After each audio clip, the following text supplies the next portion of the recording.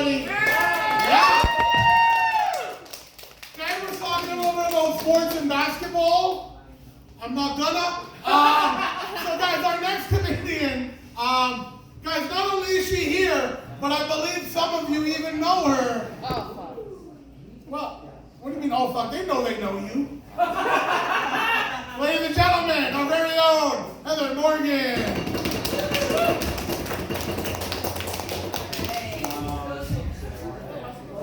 Thank you so much, Kamal. Anyone who knows me already knows that's a mistake. Earlier you were talking about inner monologue, is what I think you were discussing. If somebody, do you yourself, when you, yes, okay, maybe you too. When you read or think something, do you hear it in your head? That's an inner monologue. Okay, did you know that only 30 to 50% of people actually have that? Right, and so now you get to walk around as well, knowing that 50 to 70% of people walk around with not a fucking thought in their head. Yeah, that's one of my concerns. I did, like, getting into comedy, I lost about 260 pounds. Woo! Yes, thank you. He was terrible in bed. And then this year, I like that. This year I lost several pounds as well, which really made it easy to not buy him any fucking gifts.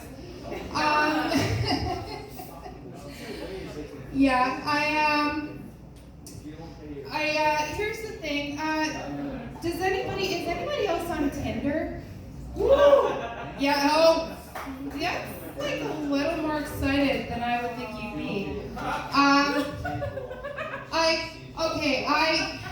Here's the thing. Between quitting smoking and quitting drinking, I found I get a lot of really insane dreams. Has anyone else had that experience? Yes, no? Oh, fuck you then. However, I had this dream where I was on a Tinder date, okay, and part of this date was his eyeball fell out. What? Yes, that's what I said. You didn't mishear me. His eyeball fell out, and the worst part is that's not what alerted me to it being a dream. Okay. It fell out. He scrambled. I thought that's about par for the course. And what alerted me to it being a dream was when he grabbed it to shove it back in. There was another one of a different color already there. So some people get good dreams, and I get Todd the eyeball dispenser. Right? Yeah. No, it's pretty ugly out there, I think. I've decided I quit people entirely. I did try to do an intervention for a friend of mine. I mean, especially myself included, over COVID, we definitely know a lot of people who, they drink too much, they do too many drugs, they, whatever. I'm looking at you. Yeah, I am. But here's the thing, I learned that while I'm a good party planner, I should not be included on an intervention because apparently things like an open bar.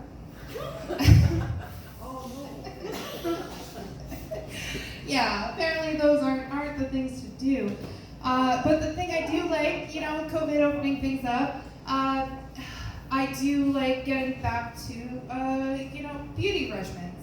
Actually, a friend of mine here, she owns a spa. So, I mean, we'll see. She probably doesn't feel the same way. When I was young, I heard a whole lot about this fun thing called Brazilian waxing. Right, yeah. Woo. Except I'm a bit of a do-it-yourselfer. So I was probably 18, 19 years old. I went to the Shoppers, or whatever whatever it was, and I got these awesome preloaded wax strips. Oh, yeah, she's got her head in her hands, she knows. And I thought, you know what, it can't be that bad, right? Can't be that bad, but this is the sexy thing to do. Don't shake your head at me. So I'm reading the box and I'm just like, oh, okay. Okay, these strips are huge. Have you seen them? And they're just like, okay, you just take these strips and you warm them up between your hands. All right. They're like, all right, so what you do is you apply it opposite the hair growth.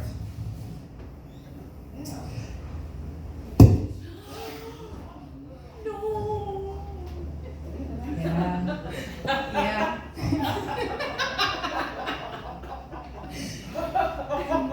Remove swiftly in the opposite direction. All right, 3, 2. No. So I wound up. My roommate walked in to myself, sitting in a chair in the middle of the living room. And I'm both laughing and crying because my snatch stitch. And she's, Heather, what is going on? And I just said, oh, there's been an unfortunate accident. And actually, what I'm going to do, I actually wrote this last year, so if any of it's dated, fuck you. But this is a Christmas time thing. And the show itself got canceled. So I'm going to just do what I can to carry it on here. Because I like rhyming. And if you don't, well, tough shit, you're here. This is a free show. 'Twas 2 nights past Christmas, and we're at this show. In spite of the ice, freezing cold, and the snow. The stage lights are on, the beers are all poured. Comedians are ready for their jokes to be hard. Audience is settled in to be entertained. Many a comic, like monkeys, be trained. Oh, he's not here. Adrian with his man bun. And I and my captain both agree that this poem's absolute crap. You know how to cook. At the back of the room, the comics do chatter. Making me hope in the new year, they all do get fatter. Spotlights in our faces at each comic show is the only real happiness some of us know. It's true, it's fucking sad, guys. What's in store for us this upcoming year? How many events we have in this venue right here? How many shows from which to perform shall we pick? Hosts such as Hannigan, Darnell, McCormick, and McQuick. I didn't have time to write the rest of this poem. It's freezing outside and I can go the fuck home. I see my food's probably ready right there. I'm gonna go have a bite. Merry Christmas and all, and to all, good night. All right, have a great night, guys. Thank you so much for coming out, and absolutely tip your servers. They're putting up with your shit right now. All right, guys, step 1, clap for her performance. And now pull her shirt.